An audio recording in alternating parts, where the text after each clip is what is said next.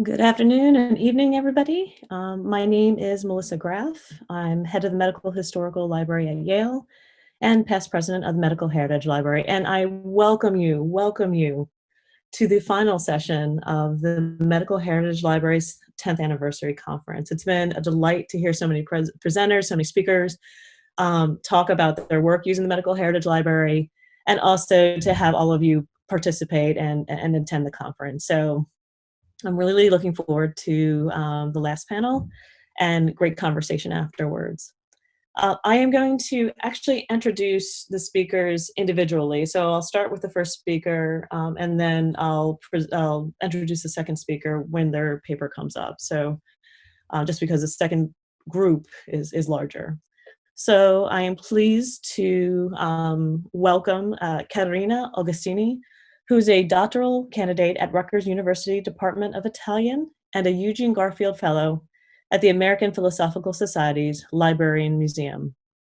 She has developed and published digital projects and articles on early modern science and medicine as a fellow at the Electronic Textual Cultures Lab at the University of Victoria, and at the Advanced Institute on Text Analysis at Northeastern University. Caterina is currently a digital humanities research specialist at Rutgers Digital Humanities Initiative and Lab.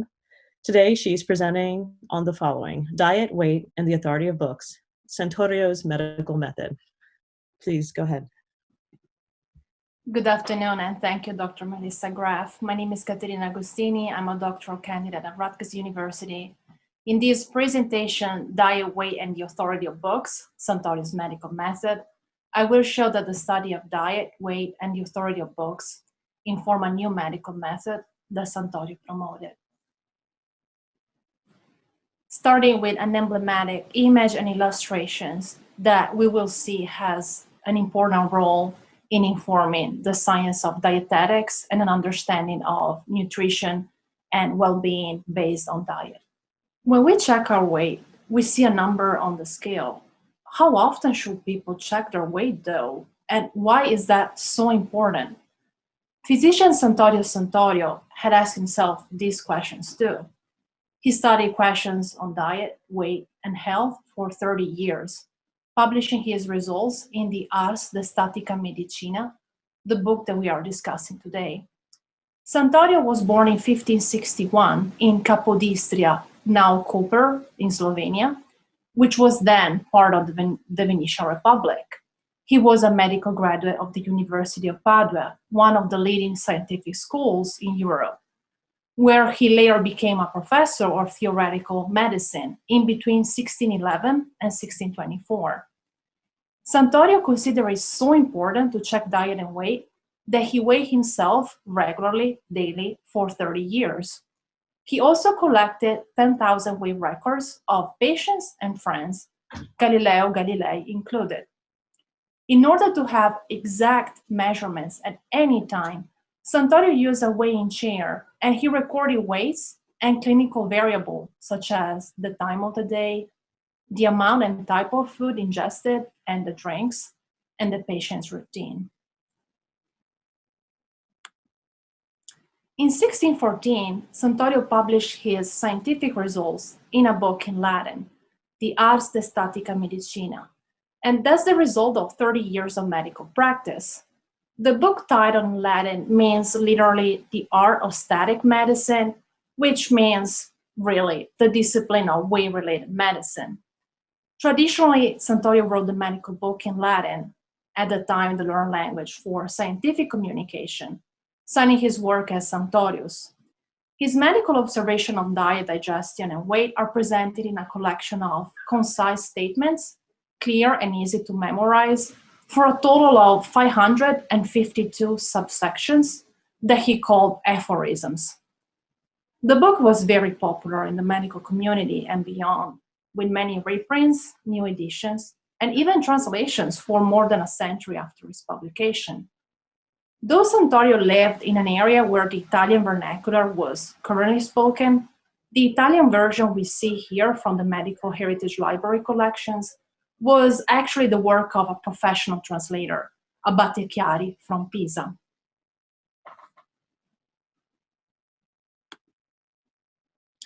In the preface to his book, Santorio argued that short, memorable sentences are better than analytical expositions, so that aphorisms are the best form to convey medical observations. Aphorisms were also an authoritative genre in medical literature, dating back to Hippocrates, who was highly regarded as the father of medicine. The Ars de Statica Medicina is divided into 7 books or sections, in particular, Imperceptible Perspiration in Book 1, Air and Waters, Book 2, Eating and Drinking, Book 3, Sleeping and Being Awake in Book 4, Exercise and Rest, Book 5, Sexual Intercourse, Book 6, and Emotions in Book 7. We see here on the left the frontispiece to the first edition, the 1614 edition, and there's a misprint, a spelling mistake in the word aphorismorum with the letters P and H flipped, which is unique to this edition. We also have in the middle of this screen a dedication from the book. Santorio dedicated his book to Niccolò Contarini, a Venetian patrician and senator who would later become a doge, the highest political position in the Venetian Republic in 1630.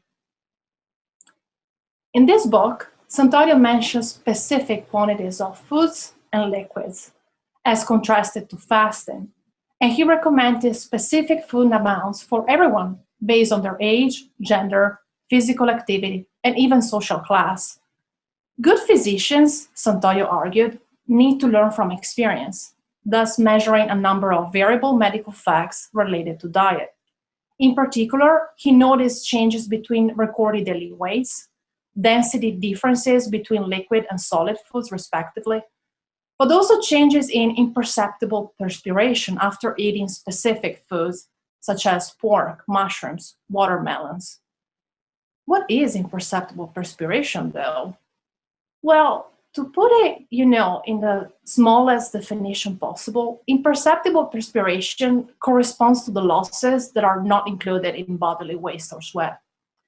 So Santorio realized that physical activity, sleep or naps, sexual intercourse alter imperceptible perspiration, and he wanted to measure all those variables and all those different physical conditions to determine how important imperceptible perspiration was in the general health. Among Santorio's results were an estimate of the ideal amount of food to eat every day, an ideal time for resting and sleeping, and an ideal proportion between ingested food and imperceptible perspiration. He suggested that 35 ounces of food is the desirable daily intake. Additionally, it is best to not have 4 pounds of food at once, but it is fine to have that amount in 2 or 3 meals a day. He also noticed that hidden qualities in nature could also affect weight and cause fluctuations in weight. However, imperceptible perspiration was not the only immaterial factor to consider for general health, because emotions too could alter bodily functions. Overall, maintaining a regular weight is important because it helps promote health and longevity. The last image we see here on the screen is from the first section of the first book, the Ponderazione Insensibilis Perspirationis, that is the weight of imperceptible perspiration. And aphorism 31 and 32 teach us respectively that knowing a patient's weight allows a physician to understand when it is best and healthy to fast. And conversely, there is a connection between weight loss and diminished strength in aphorism 32. Santorio kept track of daily differences in weight, and he realized that imperceptible perspiration, his clue to understanding health and diet and how they're related, does affect health as other excretions do and as other factors traditionally recorded in medical practice do. Santorio also devised scientific instruments. He invented a weighing chair. He invented a thermoscope, a wind gauge, a water current meter, the pulsilogium, an instrument to measure the pulse rate, an instrument to remove bladder stones, and also a trocar to remove fluid from cavities. Additionally, he studied digestion, because he found that to be a fundamental process as food impacts both the digestive system and the brain. And he examined meals and lifestyles as well. He believed that there is a correspondence that he called sympathia between stomach and brain.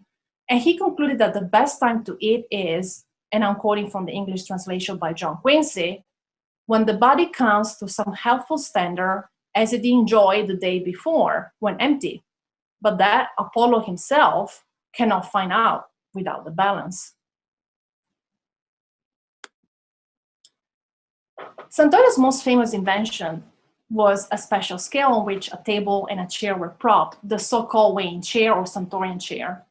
He considered it so important to check diet and weight that he used the weighing chair daily for 30 years, before and after exercise, before and after meals, before and after going to the bathroom, before and after rest, sleep, exercise, and sexual intercourse. He also collected 10,000 records of weight of patients and friends, including Galileo Galilei. Galileo had taught mathematics at Padua from 1592 to 1610, advocating the use of mathematics and scientific instruments for all scientific disciplines. At that time, in the Venetian area, scholars were devoting more and more attention to numbers and scientific instruments.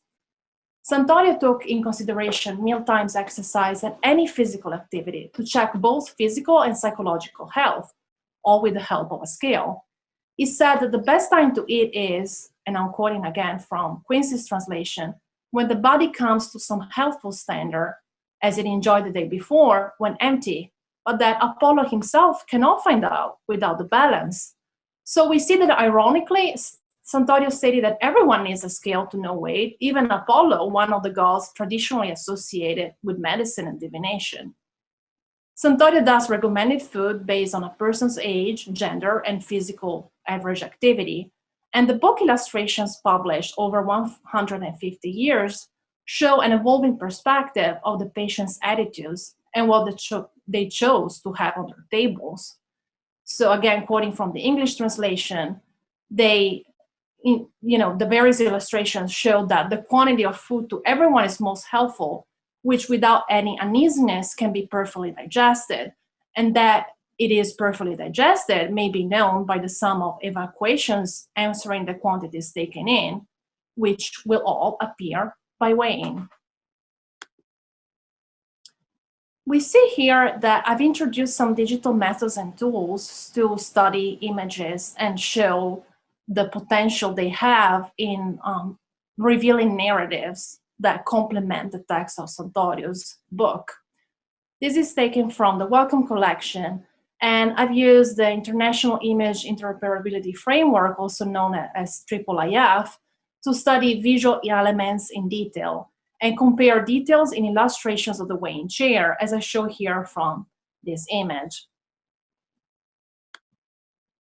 In the illustrations, we see Santorio sitting in a chair that is much higher than usual. He sits there, and the chair is connected to a scale mechanism. In front of him, there is a meal set on a table, which in turn stands on a platform. Santorio used this scale, as well as a hygrometer and thermoscope, to check air temperature, humidity, and the so-called weight of the air.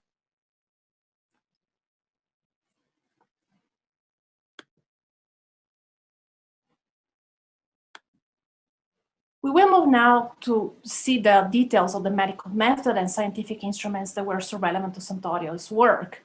The collected works by Santorio that we see here in the 1660 edition show how important it was for Santorio to implement the experimental method and how he used scientific instruments throughout his medical works to learn more about patients' conditions, but also to understand the structure of matter.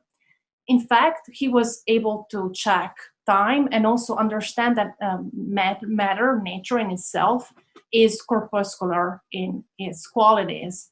His routine as a physician changed after he considered medical values that he could measure. And in the case of imperceptible perspiration, one could just infer its existence and measurement by calculating the difference from recording weights of patients and meals, respectively. Santorio, in this sense, was instrumental in modernizing medicine, as he acknowledged in his book preface, No one in medicine had achieved such a precise quantification of perspiration and its variations before he did. The change in the current medical paradigm, however, occurs slowly through many cases that Santorio observed and many variables observed in his patient's health. The editorial success of this book gives a sense of how popular those topics were, since the book had so many reprints in many languages for more than a century after his publication. A letter to Galileo in particular shows how Santorio wanted his book to be received. At that time, Santorio wrote from Venice right after the book was published, and he valued Galileo's opinion so much that he sent a letter and a copy of his newly published book. I'm quoting from the passage that I translated from the letter to Galileo. This book is a collection of aphorisms deriving from two most certain principles. The first one is the definition of medicine, as Hippocrates wrote in his book of Flatus. Medicine means to add and to subtract. That means to add things that were missing before and to subtract things that were in excess. The second principle of this art is experience, which then becomes the proof for everything else. In the letter that we are quoting here, Santorio introduced weight-related medicine as innovative contents, which one could find in his book. The main sources are traditional, Hippocrates, Galen, and Asclepiades, as the main medical sources whose arguments and methods Santorio included as a foundation to his new medical method.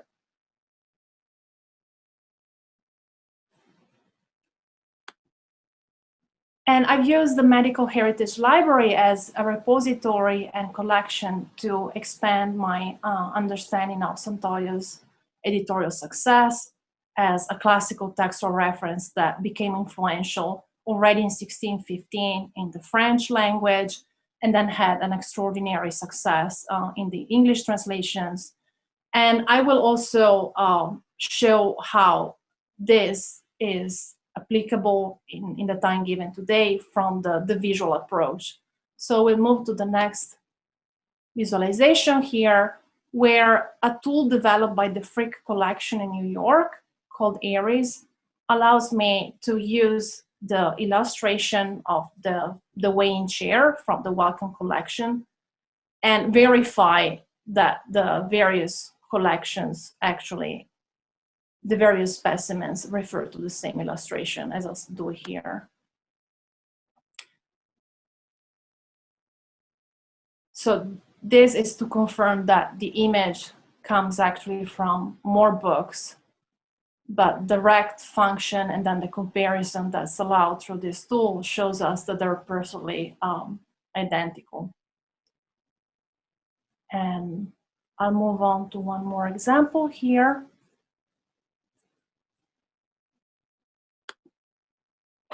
Where I'm comparing and contrasting the English and the Italian translation. And you can see here that I'm selecting the frontispiece and I'm using the lens function to match and have each illustration be compared to the other one on the same page, so that you can see the details of the mechanical components of the scale, the environment around the patient, and also the meal that's presented in front of the patient or Santorio himself, as some scholars do believe.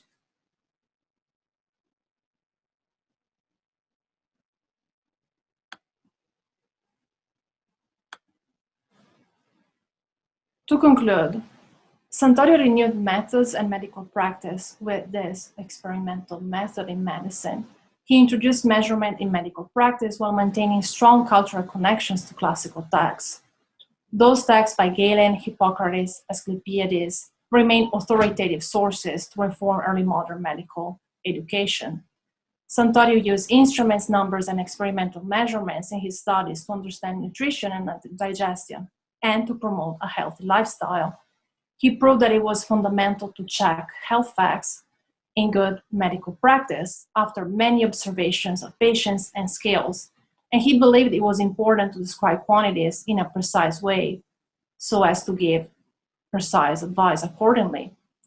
His medical method has been instrumental to show how measurements can give precise quantities of medical facts and can also validate the use of classical textual sources and corpuscular structures of matter to justify new medical practices. As a result of his medical observations, he empowered his patients and fellow physicians to check their current weights, learn valuable information, and aim for an ideal healthy weight with the knowledge of reasons why diets, habits, and routine matter to have a healthy and happy lifestyle. Here's the link and QR code to a blog post that I wrote recently for a new acquisition of the book by Santorio in the 1614 edition at the National Library of Medicine. I would like to thank the National Library of Medicine, the Biblioteca Medica Pinali Antica in Padua, Italy, and the Medical Heritage Library for digital access to sources, editions, and reprints of Santorio's book, and for the opportunity to present this research today.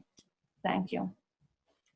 Thank you so much, Caterina. That was just fascinating. And again, we'll hold questions for Caterina's presentation till the very end, so we'll turn to our next part of the session.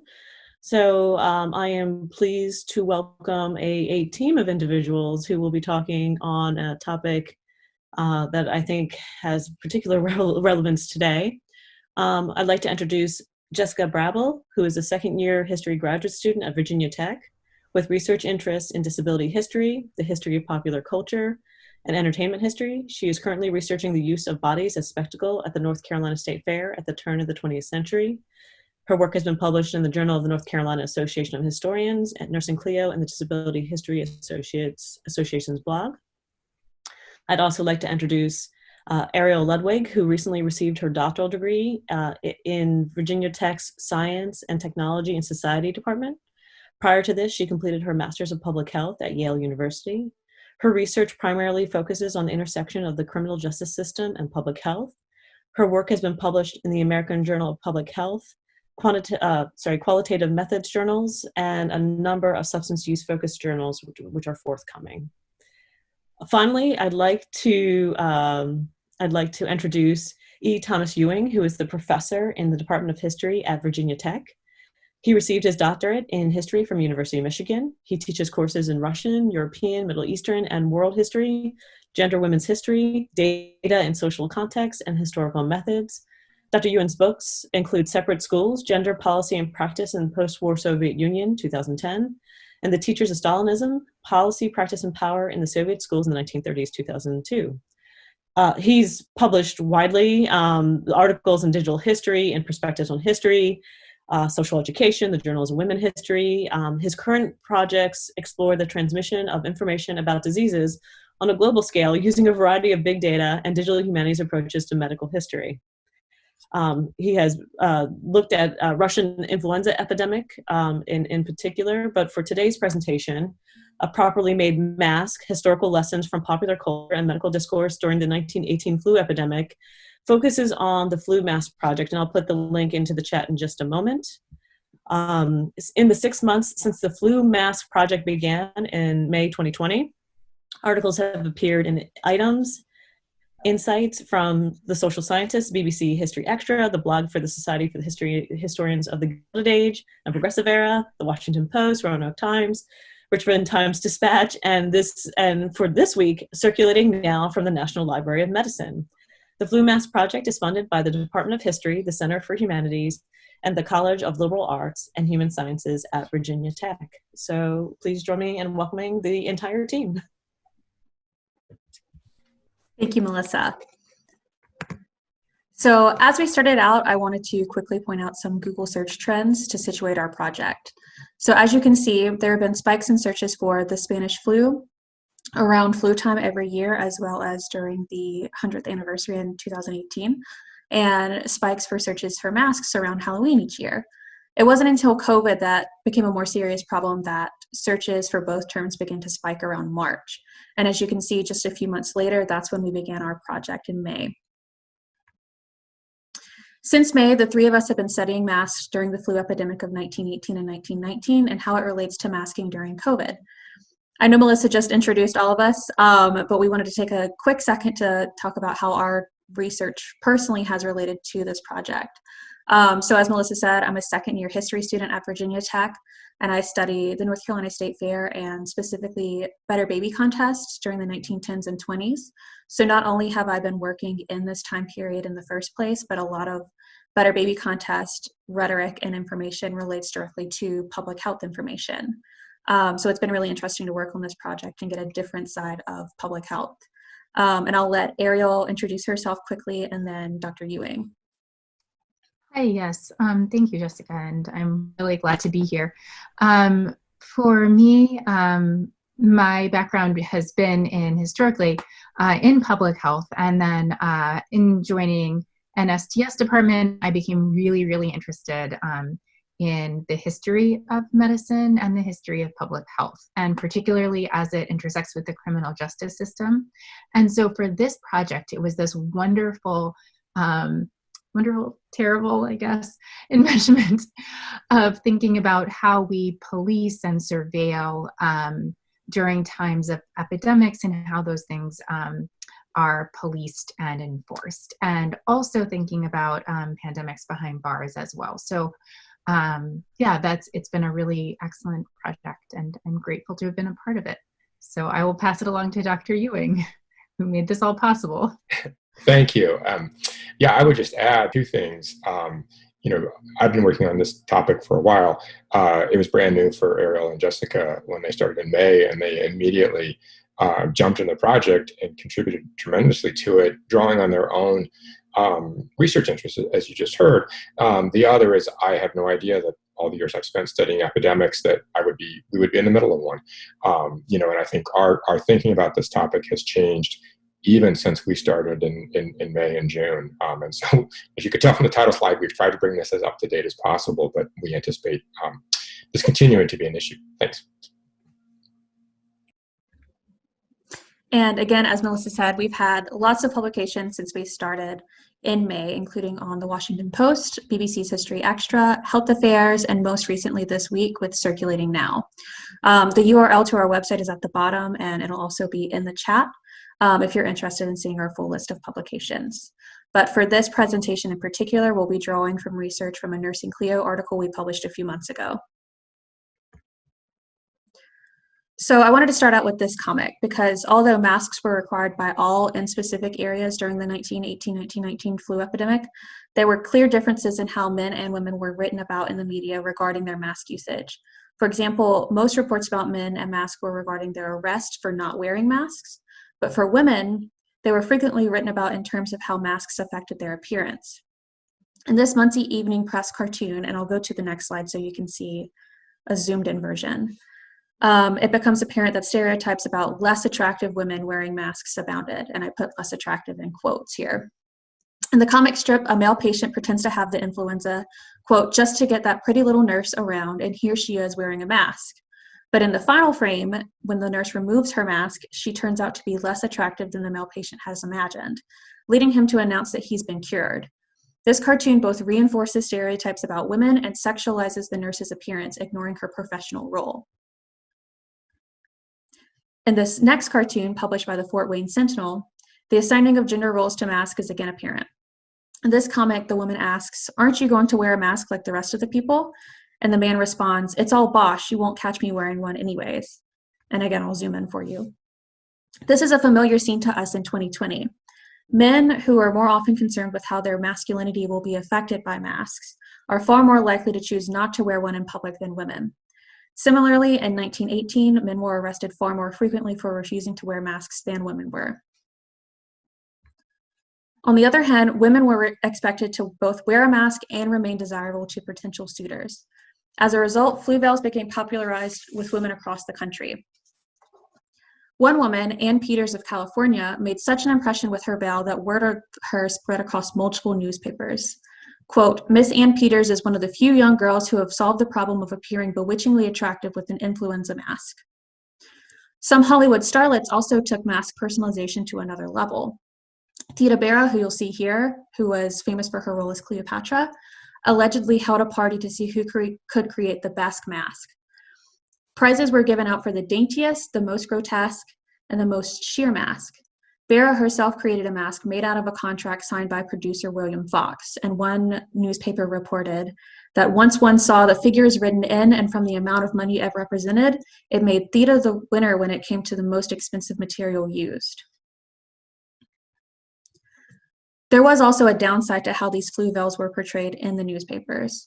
Women who chose to wear alternatives to a traditional mask were often sexualized and exoticized by the media. While some saw flu veils as a fashion choice, many journalists wrote about them as being provocative.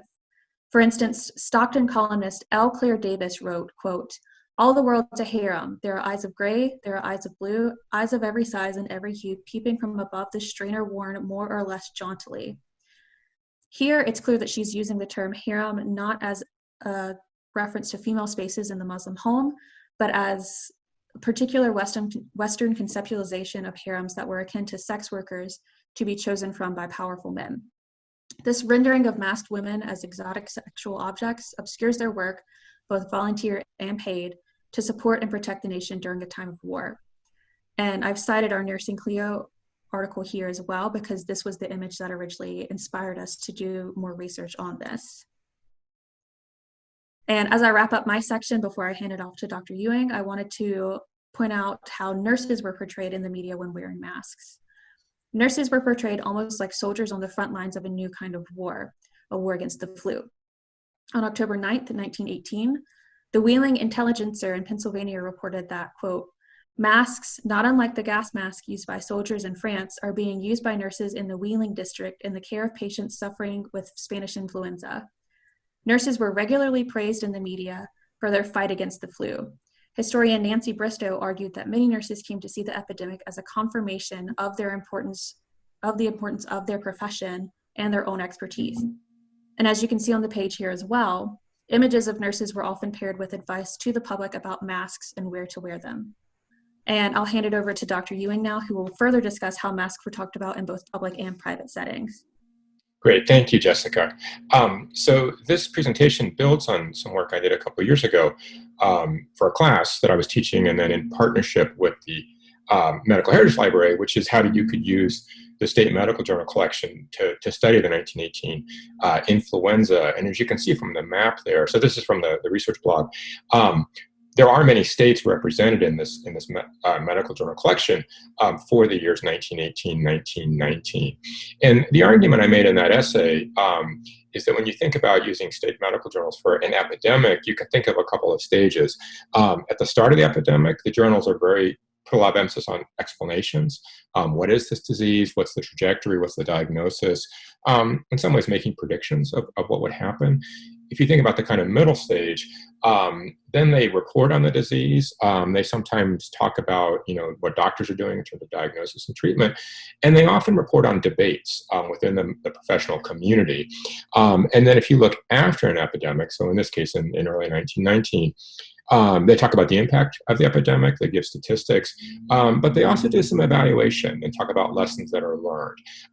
So that was the argument I made in 2018. I did not know that in 2020 we would be going through those stages ourselves. If you go to the next slide, this was conveniently reposted in March of this year by Hannah Clutterbuck-Cook as a way to signal the resources that were available at the Medical Heritage Library. If you go to the next slide, one of the tricky things about studying masks in 1918 is they were not universally required. And Ariel's going to talk more about this in her part. But what we did was to look at some of the states that did have some level of mask mandate in 1918, including Indiana, but also some states in the West, and compare those to states that had journals in the Medical Heritage Library collection. So we've kind of focused on those states, although we have looked at some of the journals from other states as well. So what I'm going to do is just give you some examples of how medical journals talked about masks in this context. If you go to the next slide, this is from the Indiana State, the Journal of the Indiana State Medical Association, November 15th, 1918, so relatively early in this epidemic. And it's kind of an editorial. If you go to the next slide, what they talk about is how to prevent the transmission of diseases, the proper method of masking the nose and throat of the sick carriers and susceptible, several things necessary for solving this problem. a mask impervious to bacteria, a comfortable fitting mask, a decent looking mask, and a properly made mask. So it was always be put on right side out. And obviously we took the title for this presentation from that idea of a properly made mask. What you can see here with the screenshot of the journal, the purple highlights are using the full text search in the Medical Heritage Library Internet Archive collection. So it's a wonderful way to really zero in on how these issues are being discussed. Next slide comes from the journal Lancet, which represents the doctors in Minnesota as well as North and South Dakota. This is a different kind of article that was also quite common in state medical journals, which was the report on in this case, a local, the Ramsey County Medical Society, and a discussion that was going on in this medical society and then their recommendations. So if you go to the next slide, what you can see, is the Ramsey County Medical Society recommends to the Board of Health and the public a series of measures, one of which is universal adoption of a mask covering the nose and mouth, the mask to be properly sterilized by boiling at frequent intervals. So the journals are really, I think, very good at kind of portraying the voice of the medical profession. This is what they're recommending, in this case, to both the Board of Health, the kind of authorities, but also to the public. The next slide comes from also the journal Lancet, and this is a little bit more directed. This is actually talking within the medical profession to nurses and, to doctors and to nurses, kind of chastising them for not following their own recommendations. They go around looking at patients and treating them without wearing masks, as if somehow they're immune from becoming infected. So the journals also served kind of as a discussion within the profession, saying to each other, here's what we need to do to prevent the spread of infection. The next slide I'm going to talk just briefly about, this comes from the Journal of the National Medical Association. One of the important things to remember with the state medical journals is in the segregated South, these medical associations were white only. African-American physicians were excluded in most cases, and so they formed their own associations. Some of them had published journals. For 1918, as far as we can tell, there aren't any still around. But this is the National Medical Association for African-American Physicians, which published its own journal, which is a remarkable resource for studying the 1918 influenza, because it kind of provides a kind of counterpoint to what was in the mainstream medical journals. And this is an article, actually a talk, that what Dr. Dickerson from Newport News gave on November 7th, 1918, so again in the midst of the epidemic, where he too talks about means of preventing infection. What was interesting to us for this one is he actually argues against the value of the gauze mask, saying it's more important to wash your hands because from his perspective, and this was common at the time, infection was more common hand to hand or by touching objects. They were skeptical of airborne transmission and therefore the utility of the mask. And so the journals are again useful for seeing this debate. The last two examples, I provide further evidence of this. California was the state that went furthest in requiring masks, and famously San Francisco, did this twice, quite extensively, arrested individuals for not wearing masks and so on. And the medical journal, the California State Journal of Medicine, was all on board with this approach. They talked about masking ought to be enforced in every community which desires to eradicate influenza. Masks are logical. According to our best scientific knowledge, they are practically effective. They ought to be used universally. So the journal was all in favor of this mask mandate. But if you look in the case of the Colorado medicine, the next slide, they were a lot more unsure about this and went through, some cities that required masks. San Francisco was insistent on the mask. Los Angeles was hot against it. And the evidence is really inconclusive. And so the journals in some cases were skeptical about masks as an effective measure. So I think looking at the state medical journal shows you not only the trajectory of the epidemic in these different stages I talked about, but some real debates about the effectiveness of public health measures, including masking. The final example was actually not about masks at all, but it was just too good not to include. This is, again, the Indiana State Medical Association. In the future, we will look back on this epidemic of influenza pneumonia with wonder and surprise. In spite of our vaunted advancement in medicine, we have utterly failed in the present crisis. It's hard to read that and not think of our current crisis and failure. So with that transition, I'm going to hand it over to Ariel. Thank you so much. So these two maps are a comparison. During the influenza epidemic that ravaged the US in the fall and winter of 1918 and 1919, cities across the country alternately advised or required masks. However, the policies varied greatly, with some issuing guidance, others charging fines for not wearing masks properly, and others still incarcerating people for not wearing masks or for wearing them improperly.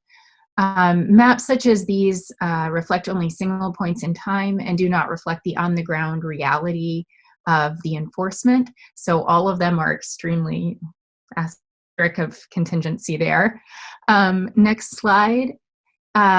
This is on the left, a notice from San Francisco. So as mask ordinances proliferated, protests against them arose. While there are many differences, the primary underlying resistance to the wearing of masks, both then and today, and other preventative measures surround notions of autonomy in the US. And that you can see on the right was one of the during one of the times of the earlier protests during the COVID outbreak.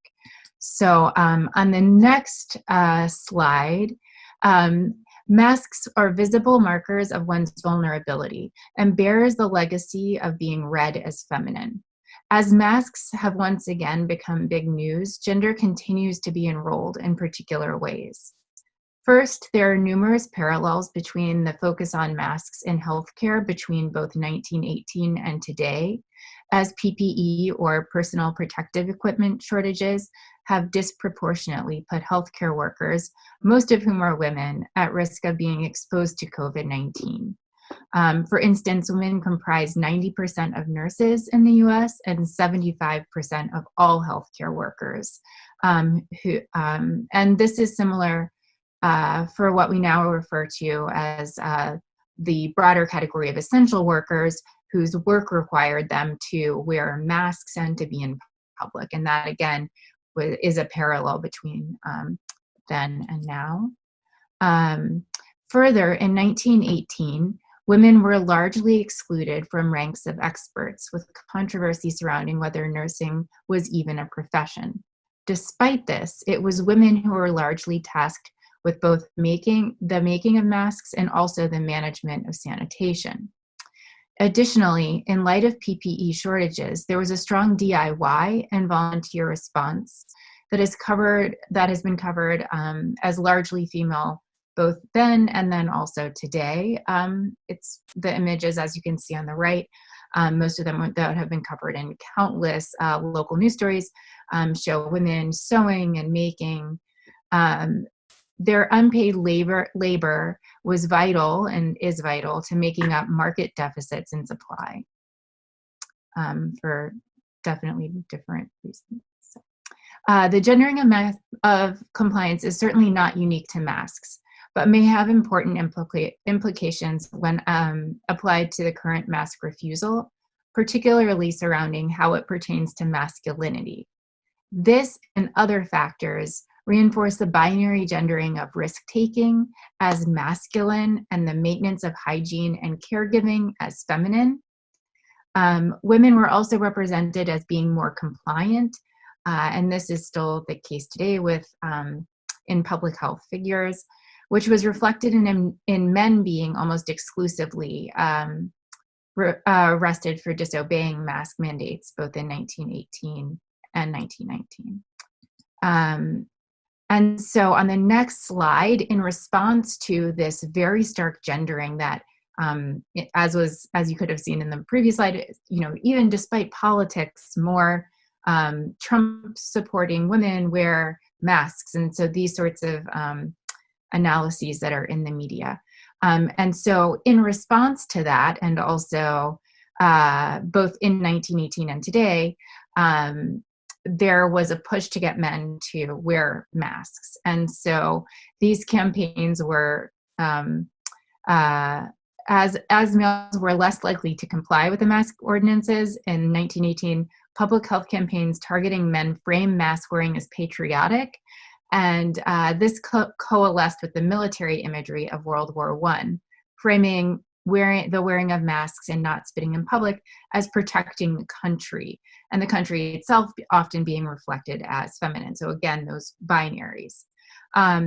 To the right, while there, as you can see, there are some state macho campaigns, there's also compliments of Mike Tyson, apparently, a large market for these, or I don't know how large the market is, but they also have these, super macho man masks, and, they have boxers. And so it's definitely sort of solidifying that gendering, and almost a trying to overcome, Montanans wear face masks all the time, and it's an image of a man hunting and the camouflage on the right. I'm not sure how well you can see that, because I'm realizing now camouflage might actually work. There might be something to that.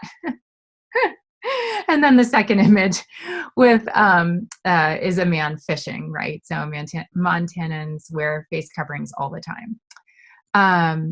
And then on the next slide, one of the things that we've really seen today has been the politicization of masking, differentially by party.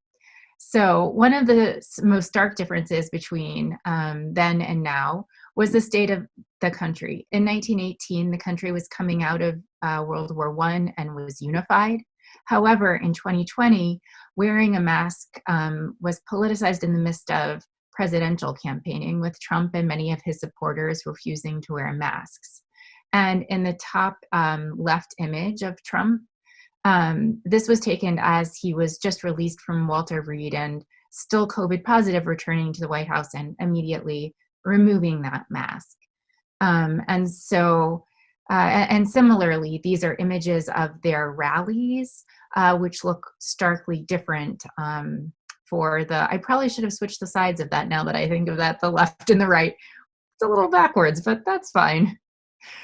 And then for the next slide and the last one of mine, this comes from an analysis that we did of Armistice Day in Stockton. And we looked at the wearing of masks during their parade. And it shows that in this image, both males and females in varying degree of mask compliance. So some are wearing masks covering their, both nose and mouth, some just their mouth, kind of very much what we see today. And so ultimately the gendering of masks and the media response has generative resonances with today, and calls us to deeply engage with the past as we understand the daily decisions we must now make about whether to wear a mask, when to wear them, how to wear the mask, and which masks to wear. As always, the lived realities reflect far more nuance and contradiction than the sort of large general statistics. And in this moment, we are left with the question of what we will learn from this epidemic and our collective responses to it. And so that brings us to our final slide. And I guess if there are any questions. Thank you so much, Ariel, Jessica, Tom, for this particular presentation, and also to Caterina. And I wanted to open up the floor to questions from our attendees. Please feel free to throw your questions in the chat. But since we're still, we're getting some questions in, but I wanted to start with a question for Jessica, Ariel, and Tom. Was there anything surprising in your research, something where you went, wow, I can't believe this, or this is amazing, something that, just made you pause as you uncovered information about the 1918 mask wearing? I'll go really quick. This is not something that's necessarily like an important part of it, but something that really fascinated me was the amount of mask poetry that came out. Oh. So that's something we've kind of all laughed at as we've gone through this project, is that we have uncovered like so many poems about masks and how you should wear your masks. So maybe we'll have to post a couple of those on Twitter, because they're really like great pieces and really relevant to today. So that was my little bit. I'm sorry. No, go ahead. Yeah, Tom. And that was perfect. Yeah, I mean, I think for me as a historian, it was really unusual situation that the topic we were studying not only was so directly relevant to what was going on, but felt like it became more and more relevant as the spring and the summer went on. I think when we started, my sense was, we had to make an argument for people to wear masks, and history could help with that. And to some extent that's still true, but then it became, how do you convince people to keep wearing masks? And now we're at a stage, we don't know how long we're going to wear masks. So I think for me, the questions we asked about the sources kept changing as the conditions around us changed, but also as we found new materials, that also shaped the question. I think when Jessica and Ariel found this photo of the masks and the harem, it was perfect. Like that's exactly what we're trying to figure out. And then we of course had to go, find more evidence that let us talk about kind of gender in terms of the enforcement of the mandates and the resistance and so on. Ariel, did you want to add anything else? Yeah, I just wanted to say, for me as well, I had this moment when, and then this was all a lot of like new learning for me. I had this moment where I realized like, oh, the fabric is the technology here. So thinking about how that shifted, and this really, in the public health literature, this great detail to specifically what the fabric was, how large the weave should be, how do we let in this air that was viewed as being both healing while not allowing particles to spread. And just thinking about that in the context today as well, it really made this and I think for me as well, the gendering of textiles also played a very interesting part in this. So, thank you. A couple questions have come in. One was asking, I heard it said that Woodrow Wilson never mentioned the 1918 flu. Any comment on that? Although I do know a poem, I think, about this. That apparently there's a poem that had gone around that Wilson was at the White House, and the poem was something like, I saw a little birdie outside my window, I opened the window, and influenza. So I don't know if you've seen that poem, but I've heard something like that. Tom's shaking his head. How long do we have? No, that is true. Wilson recited that poem. That poem was actually around in 1889, 1890. It was not original to the Spanish flu. I had a little bird named Enza. Yeah, I opened the window and influenza. It's true. Wilson did not mention the flu. I mean, he did not mention public. He discussed it in terms of troop transports, the subject of an essay we just wrote. And I think again, in terms of the present situation, if you go back and read his State of the Union address, which was written in December of 1918, so as the epidemic is going on, he does not mention it, does not come up. Talks about the war, talks about Reconstruction, the economy, and so I think it's a astonishingly different role for the presidency in American society in the early 20th century. Yeah.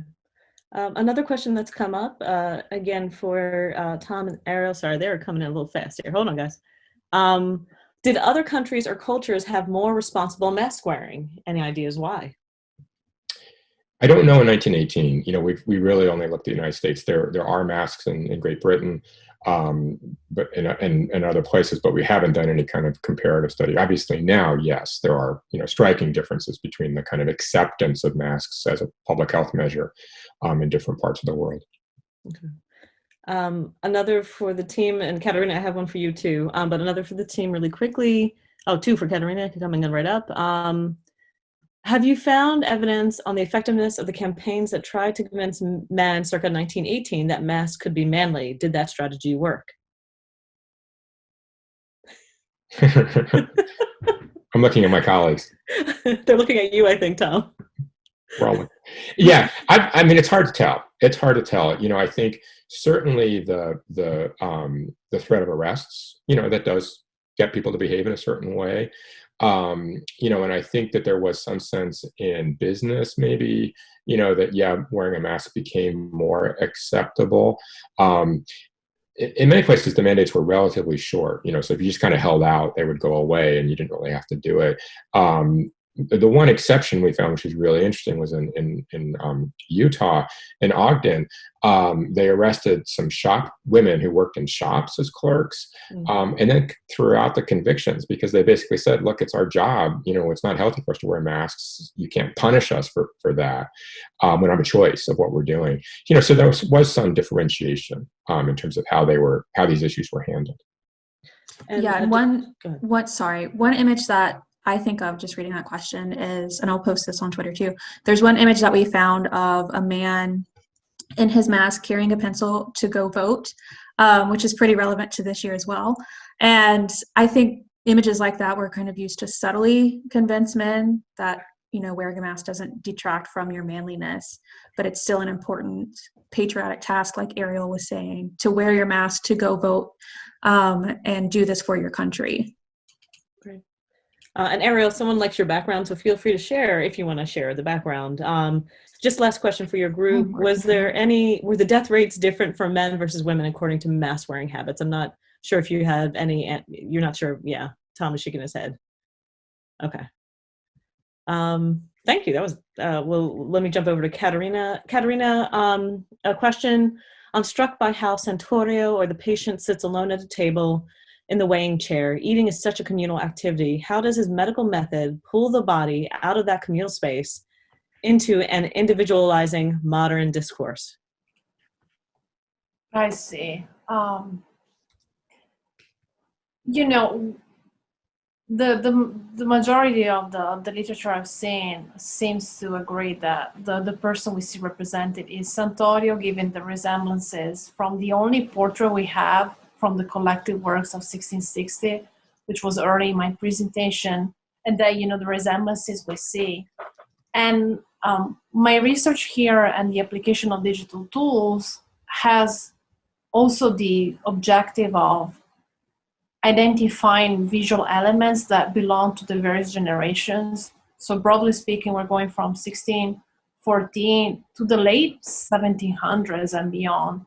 And so you see that actually some of the details in the way of preparing the table and having a tablecloth and the cutlery actually reflect some of those changes.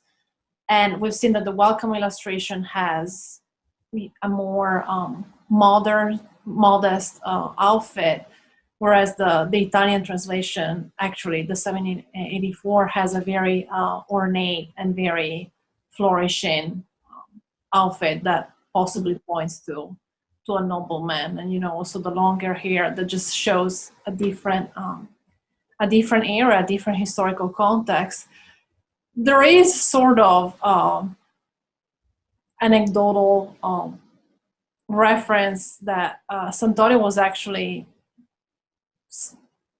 modest and just lived a very lonely life, and I cannot imagine that to be otherwise if he truly weighed himself so closely for 30 years. And I find it really very, very inspiring. I think it was Kim to ask this question about the individual and the communal aspect of eating. And yeah, I definitely, I wish I had a better, more complete answer to that. I cannot say that a communal dimension is entirely captured, because the study has been for individual patients, and then the results have been drawn from there, if that makes any sense.